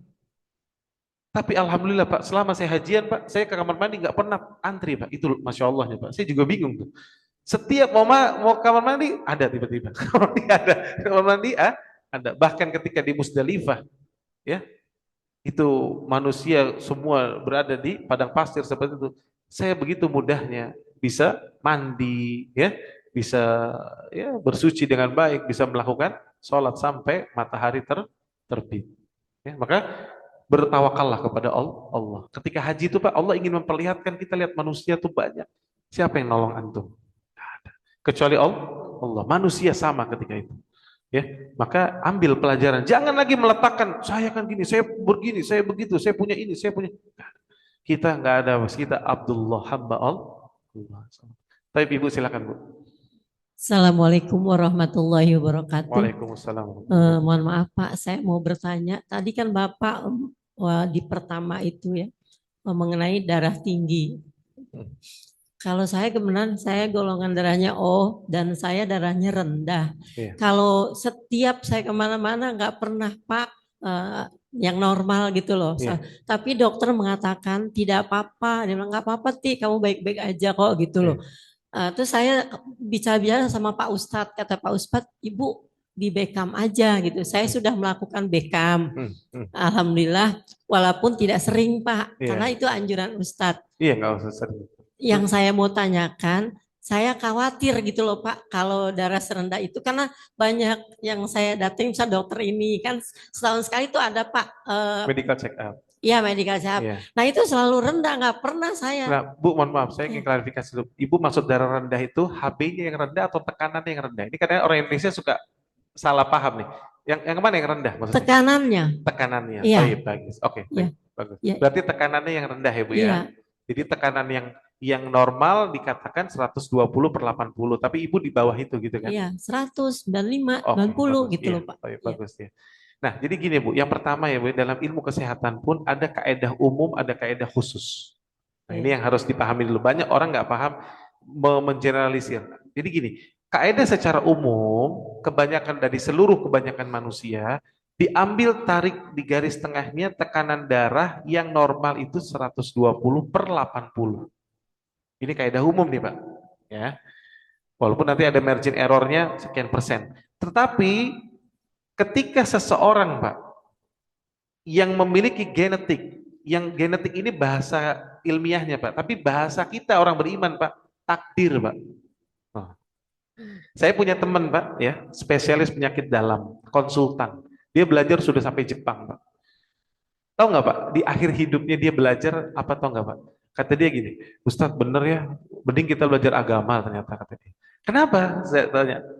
Tahu nggak? Di ujung penelitian saya ternyata semua penyakit itu hubungannya dengan genetik. Bahasa ilmiahnya Pak. Tapi bahasa agama kita takdir. Jadi contoh nih Pak, ada orang terkena, dia punya jantung, ada yang satu di livernya kurang kuat, ada yang di ginjalnya kurang kuat. Sebetulnya itu by genetik. Makanan itu memberikan kontribusi 15%.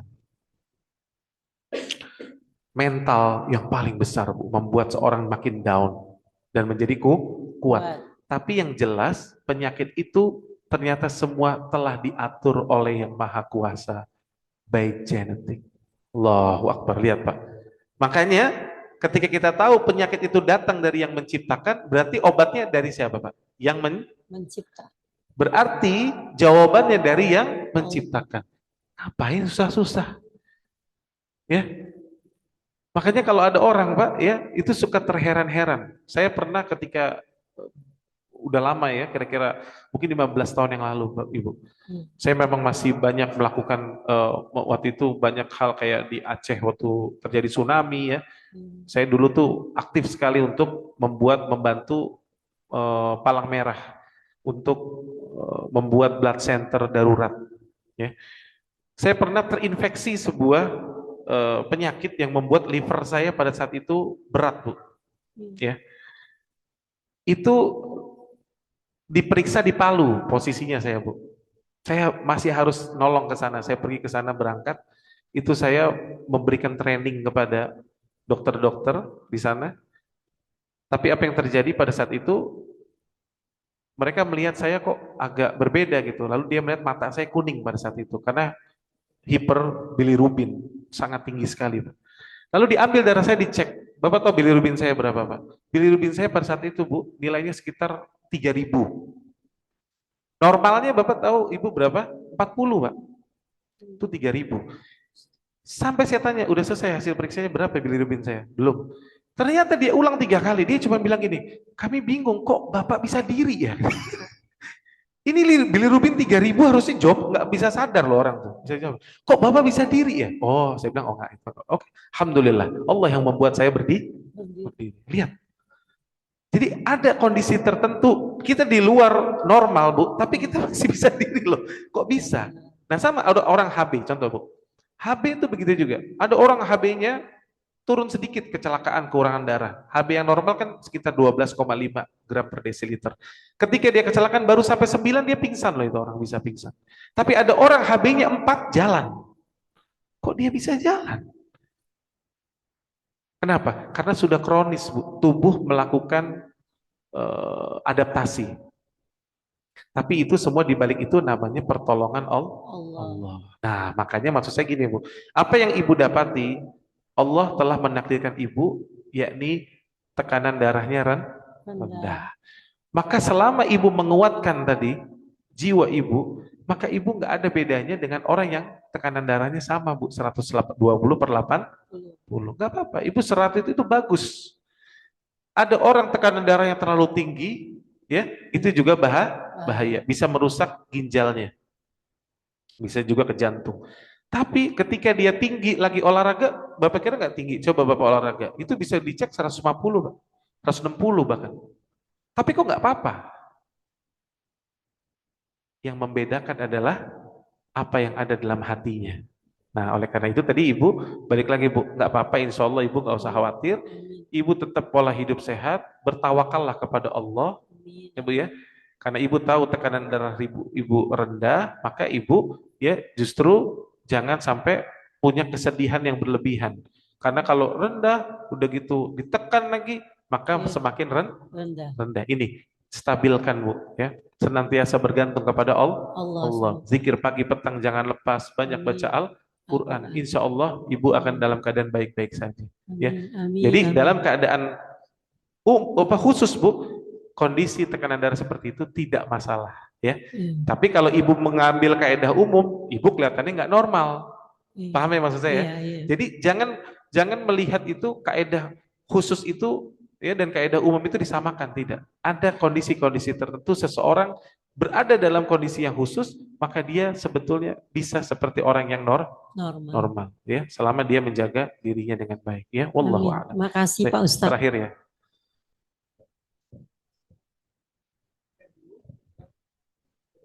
Ya. Betul. Iya. Sekarang sudah digital. Bapak ketinggian, polisi TMI. Tenggelam terus. Iya. Ya. Ya. Bekam dengan donor. Taib. Iya, bagus sekali pertanyaannya. Iya. Jadi pertama singkatnya Pak, insya Allah nanti kita bahas pertemuan berikutnya ini, nanti ibu-ibu bapak-bapak kumpulin pertanyaan tentang kesehatan. Nanti kita bahas ya. Coba gini, ini satu bagus. Jadi Pak, Bapak bukan berarti darahnya nggak sehat, kenapa saat Bapak donor di PMI Bapak ditolak. Ya. Karena zaman dulu itu mereka cuma pakai kuprisulfat namanya Pak. Kuprisulfat itu cairan biru yang berat jenisnya sudah diatur Pak. Kalau HB Bapak lebih dari 12,5 gram per desiliter tenggelam deh. Ya, tapi kalau HB Bapak rendah, dia akan ngambang, justru ditolak. Nah, dan di zaman sekarang jauh lebih hati-hati, mereka menggunakan metode yaitu melihat dari warna darahnya. Maka ketika warna darahnya itu terlalu tinggi, menandakan HB-nya terlalu tinggi. Nah, HB terlalu tinggi itu tidak diambil oleh PMI. Kenapa? Karena masalahnya Pak, ketika nanti diolah, itu isinya sel darah merahnya terlalu banyak, terlalu pekat, Sehingga ketika diberikan kepada pasien pun pasiennya nanti bisa terjadi pada saat maksudnya ditransfusi dengan transfusion shot itu bisa apa namanya nyangkut nggak lancar Pak. Apa namanya? Iya, iya, tersumbat, maksudnya tersumbat karena terlalu kental. Itu masalahnya, Pak. Tapi bukan berarti Bapak itu nggak sehat atau bukan. Tapi betul di sisi satu sisi ada dibilang nggak sehatnya, iya. Tapi bukan nggak sehat secara umum ya, Pak ya. Bapak punya genetik, tubuh Bapak memproduksi sel darah merah berlebihan, Pak. Namanya polisitemi. Jadi Bapak kemungkinan HB-nya lebih dari 14 gram per desiliter. Makanya tinggi sekali. Nah, berarti Bapak orang yang berlebihan, Pak. Berlebihan sel darah merah. Maka harus dikeluarkan. Nah, gimana cara ngeluarinnya, Pak? Sebetulnya ada dua cara, Pak. Bapak bisa juga kayak donor, tapi bukan donor darah yang itu. Namanya plebotomi biasa, Pak. Jadi pakai kantong darah, dibuang aja. Jadi nggak rumah sakit. Iya. Oh, tumbang nggak enak ya. Nah, mungkin dia nggak profesional, tapi kalau yang ngambil di PMI biasanya lebih enak. Sebetulnya Bapak bisa datang ke PMI mengatakan, Pak, saya mau prosedur plebotomi ini nanti saya bayar. Karena kan kita harus ganti kantong darahnya. Itu biasanya nanti bisa diambil. Itu cara pertama. Cara kedua dengan bekam tadi Bapak katakan betul. Kalau Bapak polisitemi saya sarankan berbekam 2 pekan sekali, Pak. Kalau Bapak mau lebih enak ya, nanti enteng badannya, Pak. Jadi itu Bapak merasakan karena terlalu kental. Dan memang orang polisitemi ini yang berat kan jantungnya, kasihan, sama ginjal, Pak. Jadi berarti Bapak nggak ada gula kan, alhamdulillah. Ada gula juga. Nah, kalau ada gula Bapak harus 2 minggu sekali, Pak. Benar-benar. Kalau ada gula ini kan gula itu juga membuat darahnya lebih kental, ya. Jadi lebih kental lagi. Makanya Bapak usahakan dikeluarkan, ya kan? Nah, bekam itu bedanya, Pak, dengan donor. Kalau bekam itu berhubungan dengan organ-organ dalam tubuh kita juga. Sehingga dia tadi itu menstimulus stem selnya untuk memperbaiki sel-sel organ Bapak yang rusak. Kalau donor enggak. Donor sekedar mengeluarkan aja, tapi enggak menstimulus stem cell dia. Kalau bekam itu keunggulannya. Nah, cuman Bapak tadi saya sarankan karena Bapak juga nanti apalagi sering, Bapak beli alat sendiri, Pak. Udah ya, alhamdulillah. Jangan pakai alat orang. Pakai Bapak alat sendiri, kalau bisa Bapak diambil per 2 pekan, Pak. Bagian belakang, per 3 bulan ambil bagian kepala. Nikmat, Pak. Bapak kalau udah ngerasain, nanti Bapak ngerasain sendiri. Nikmat. Badan Bapak enteng, karena sudah keluar. Dan Bapak bertawakal kepada Allah. Jadi Bapak katakan, ya Allah, Engkau yang memberikan, menakdirkan aku seperti ini, dan aku ridho. Raditu billahi robba, aku ridho ya Allah. Dan setiap apa yang Bapak rasakan dari yang Allah takdirkan, itu justru menggugurkan dosa-dosa Bapak. Alhamdulillah. Gitu. Jadi Bapak jangan stres, biasa aja Pak. Memang takdir, kita nggak bisa lawan. Ya, ada orang dikasih begini, ada yang di livernya, ada yang di jantungnya, ada yang di gulanya. Biasa. Toh tujuan kita nanti akhirat. Nanti di surga Pak, nggak ada rasa sakit lagi, selesai semua. Dunia ini cuma sebentar, gitu ya. Jadi kalau kita belajar Tibun Nabawi yang baik Pak, begitu enak, nyaman, nggak perlu khawatir. Ya, kalaupun meninggal sampai akhirnya kita meninggal, yang memang artinya waktu telah selesai, bukan masalah apa. Bisa, udah. Ya. Cuman kalau Bapak puasa, iya, iya bisa, betul. Sebenarnya nggak apa-apa. Jadi gini Pak, saya ingatkan makanya, kalau di donor itu Pak, enaknya kita donor darah itu kan dicek tadi. Bapak jadi tahu kondisi HB Bapak berapa aktual. Kemudian kalau Bapak ada penyakit, Bapak disuratin. Bapak Ibu kalau mau medical check up gratis Pak, donor. Kalau Bapak penyakit, Bapak langsung disuratin. Oh, Anda ini tolong ke rumah sakit untuk periksa. Berarti sakit, Pak. Tapi kalau Bapak nggak dapat surat dari PMI, berarti Bapak sehat. Udah aman. Bapak banyak-banyak minum air putih ya, Pak ya. Jangan minum yang lain, Pak. Saya sarankan. Karena apalagi ada gula. Bapak jangan minum yang lain-lain, jangan lagi. Teh, kopi, sebaiknya hindari. Air putih terbaik. Karena apa? Air putih itu pengencer darah terbaik. Ya, Pak ya. Tapi saya rasa waktu sudah siang ya, mudah-mudahan kita lanjutkan pembahasan insya Allah nanti bulan depan ya, kalau ada umur, ada waktu kita bahas, mungkin ya nanti kita untuk praktek juga, nanti saya koordinasi dengan Pak Nanang, kalau ingin belajar berbekam, mungkin 1-2 orang yang sudah punya bawa alatnya, saya akan praktekkan. Ya, nanti ibu-ibu juga bisa lihat, belajar. Nanti ibu-ibu belajar bagaimana berbekam yang baik dengan sesuai dengan sunnah Nabi Sallallahu Alaihi Wasallam. Ya, jadi kalau nanti udah beli alat masing-masing, Pak, kita praktek, Pak. Dari mulai 3 titik dulu yang Nabi ajarkan. 73 penyakit di sini. Allahu Akbar. Selalu kiri kanan. Ini aja dulu 3, itu sudah membuat kita jauh lebih baik. Ya. Setidaknya 1 kali dalam hidup kita pernah berbekam, apalagi di kepala, Pak. Ya, tinggal bawa alat cukur sedikit, nanti saya bekam kepalanya, rasakan yang pernah sakit-sakit kepala, yang tidurnya nggak nyenyak, itu habis itu ke kepala nikmatnya luar biasa. Ya, habis itu pakai peci aja, Pak. 3 hari numbuh, Pak, aman. Ya, 3 hari juga numbuh lagi rambutnya, jadi nggak usah khawatir, ya, Insya Allah. Ya. Baik, subhanakallahumma wa bihamdika asyhadu an la ilaha illa anta astaghfiruka wa atubu ilaik. Assalamualaikum warahmatullahi wabarakatuh.